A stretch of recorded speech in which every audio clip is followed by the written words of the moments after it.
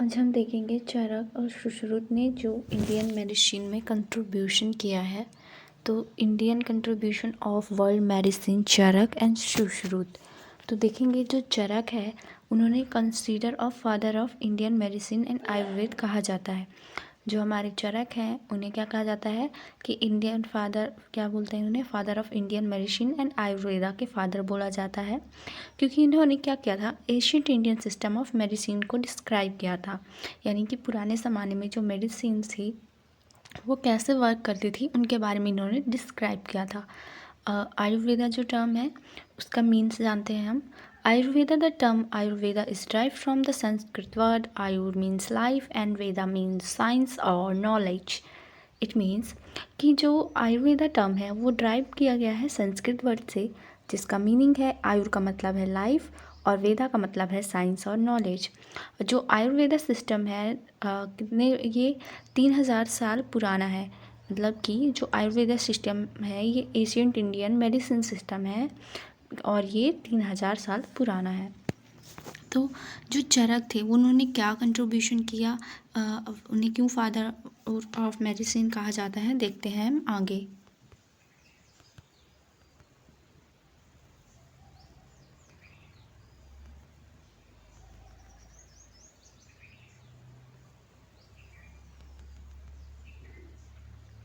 तो he is as physician who edit the medicine work entire. अब हम देखते हैं इनका वर्क, इन्होंने क्या डिस्क्राइब किया है। तो he is known as physician who edit the medicine work entire Charaka Samhita, one of the foundational texts of classical Indian medicine and Ayurveda, a comprehensive text that cover principles of Ayurveda including diagnosis, treatment and herbal remedies। तो इनका कार्य क्या है कि ये एक physician थे जिन्होंने बहुत ही लंबे समय तक एक बुक पे काम किया, फाउंडेशनल टेक्स्ट बुक पे, जिसका नाम है चरक संहिता, और ये इंडियन मेडिसिन और आयुर्वेदा से रिलेटेड है।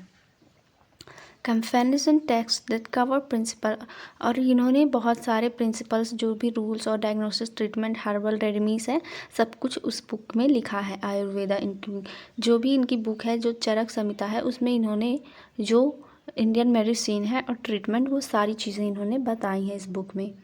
तो इस बुक को बहुत ही इम्पोर्टेंट है ये चरक संहिता। एग्ज़ाम में पूछेगा कि चरक ने किस बुक का लिखी थी जो उन्होंने, तो चरक से आप याद रखिए, चरक का नाम चरक और संहिता, उन्होंने चरक संहिता लिखी थी। अब वो बताते हैं कि हमें बेस्ट लाइफस्टाइल रखना, मतलब फोकस यहाँ पे ये है कि अगर हमें अपनी बॉडी को वेल बीइंग रखना है, यानी कि हमें अगर स्वस्थ रहना है तो क्या क्या हमें अपने लाइफस्टाइल में चेंज करना चाहिए। हर्बल मेडिसिन्स लेनी चाहिए और हेल्दी फूड लेना चाहिए और एक अच्छी एक्सरसाइज और डाइट करनी चाहिए। वही लिखा है यहाँ पे, focus Ayurveda emphasize the balance of body life forces diet lifestyle and herbal medicine to achieve health and well being. अगर हमें अच्छे से लंबी लाइफ जीनी है तो उसके लिए हमें कुछ एक्सरसाइज और अपने लाइफस्टाइल में छोटे मोटे चेंजेस करने चाहिए और कुछ हर्ब्स का यूज़ करना चाहिए। अब हम देखेंगे इनोवेशन एंड अचीवमेंट्स, जो उनकी इनोवेशंस हैं और अचीवमेंट्स हैं क्या क्या हैं। तो क्या है, होलिस्टिक हेल्थ, यानी कि उन्होंने सबसे पहले हमें क्या बताया है कि focus on holistic approach, meaning it's look at the whole person, body mind and spirit to maintain health and wellbeing. तो सबसे पहले अगर हमें हेल्दी होना है तो हमें अपनी बॉडी को, अपने माइंड को और अपनी स्पिरिट को मेंटेन करना होगा, यानी हेल्दी रखना होगा, और वेलनेस से यानी कि बीमारियों से दूर रहना होगा। और इसके डायग्नोसिस और ट्रीटमेंट देखते हैं। अब जो चरक थे इनका मानना था कि जो बॉडी है वो, जो बॉडी की 3 फंडामेंटल एनर्जीज़ हैं वो दोष, वात, पित्त और कफ है। मतलब हम देखते हैं कि ये सारी चीज़ें हैं क्या। तो पहले पढ़ें थोड़ा इंग्लिश में। In Ayurveda and ancient Indian system of medicine, जो आयुर्वेदा में है, जो ancient Indian system of medicine है, the body and mind are believe to govern by 3 fundamental energies. उसमें माना गया है कि जो बॉडी और माइंड है हमारा 3 एनर्जीज़ हैं, यानी कि जो इंडियन एशियंट मेडिसिन सिस्टम है उसमें जो हमारी बॉडी और माइंड है वो, मतलब उस पर 3 एनर्जीज रूल करती हैं। वो 3 एनर्जीज कौन कौन सी हैं, दोष, वात, पित्त एंड कफा है। जो 3 दोष है मतलब कि हमारे माइंड और बॉडी को मतलब इम्प्रूव करने में, हेल्दी रखने में कौन कौन सी एनर्जी हैं? 3 एनर्जी फंडामेंटल एनर्जीज हैं। अब वो तीनों एनर्जीज में से एक है वात, दूसरा है पिता और तीसरा है कफा। ओके, अब फर्स्ट हम देखते हैं वाता। वाता क्या है? मेड ऑफ एयर, यानी कि इसे एयर गवर्नेंस करती है। ओके, मूवमेंट एंड कम्युनिकेशन, ये किसके लिए हेल्प होता है? वात जो हमारा मूवमेंट के लिए और कम्युनिकेशन के लिए। इसके कैरेक्टरिस्टिक क्या है? अगर ये हमारी बॉडी में कम या ज़्यादा होता है, इम्बैलेंस होता है, तो क्या है? Characteristic including being light, creative and quick thinking. जो बात को इनरेगुलर होगा तो वो क्या देखने को मिलेगा उसमें? वो लाइट बिलीविंग हो, मतलब वो थोड़ा सा लाइट होगा, क्रिएटिव होगा इंसान, और क्विक थिंकिंग यानी थोड़ा जल्दी जल्दी सोचेगा वो, इसे बात कहते हैं उसे। अब दूसरा हम देखते हैं पिता।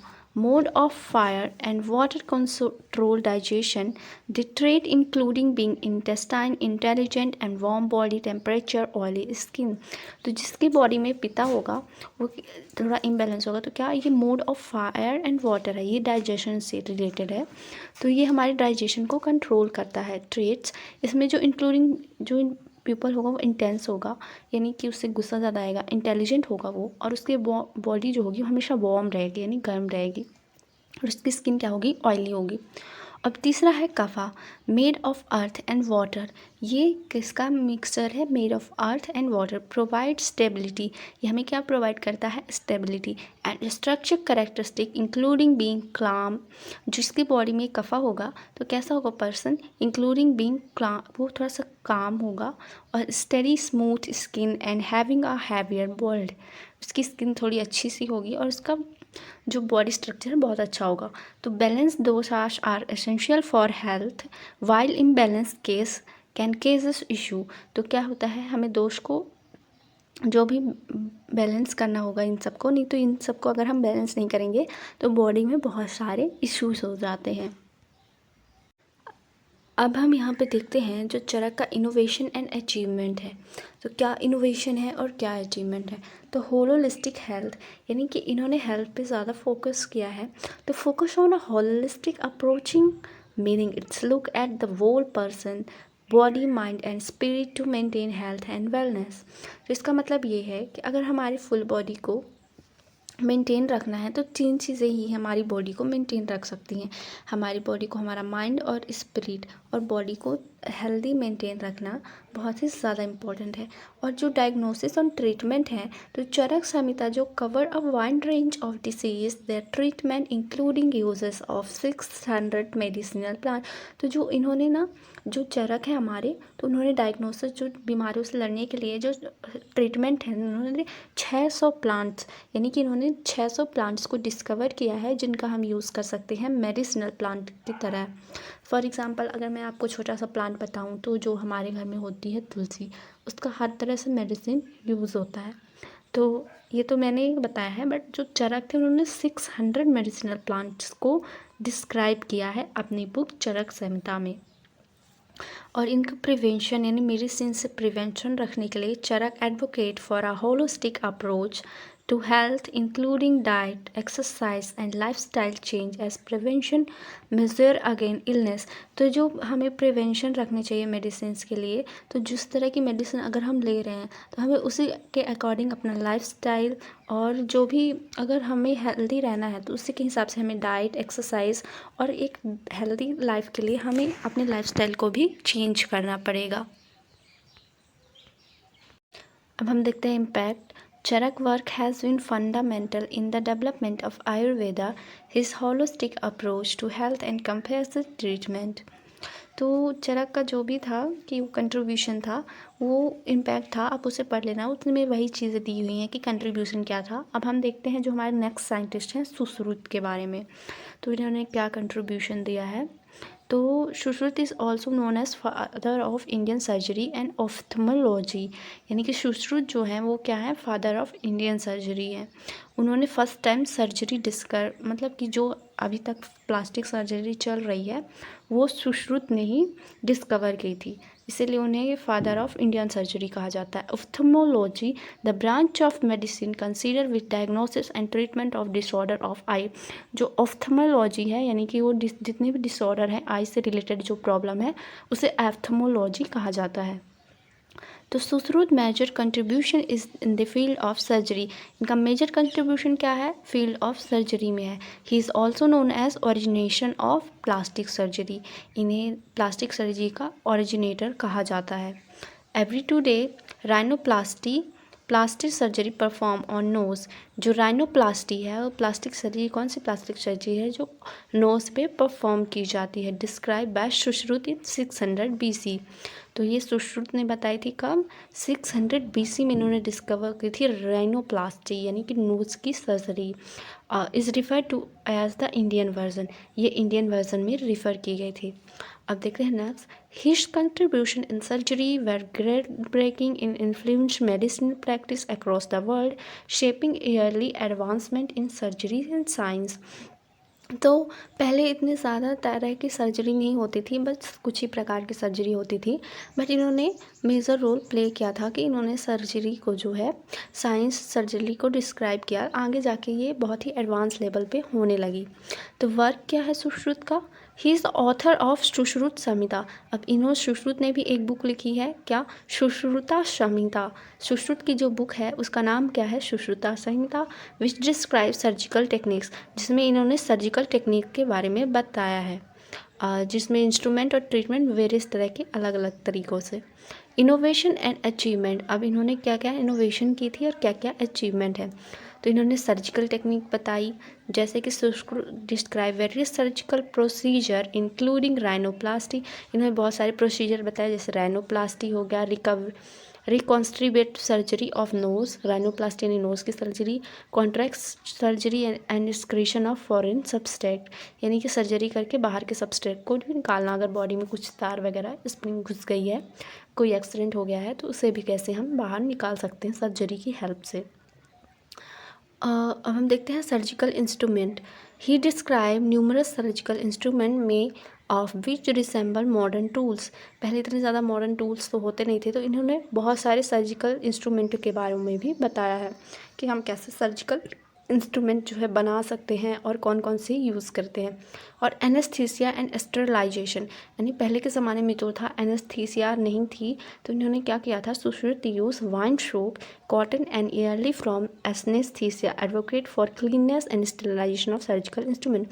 तो जो क्या है कि अगर किसी की हमने सर्जरी की तो उसमें ना बहुत सारे बैक्टीरिया जो माइक्रो ऑर्गेनिज्म है उसकी बॉडी पे आ जाएंगे, जिससे क्या होगा कि वो सर्जरी फेल होने के चांसेस होते हैं, वहाँ पे बहुत सारे बैक्टीरिया आ जाएंगे।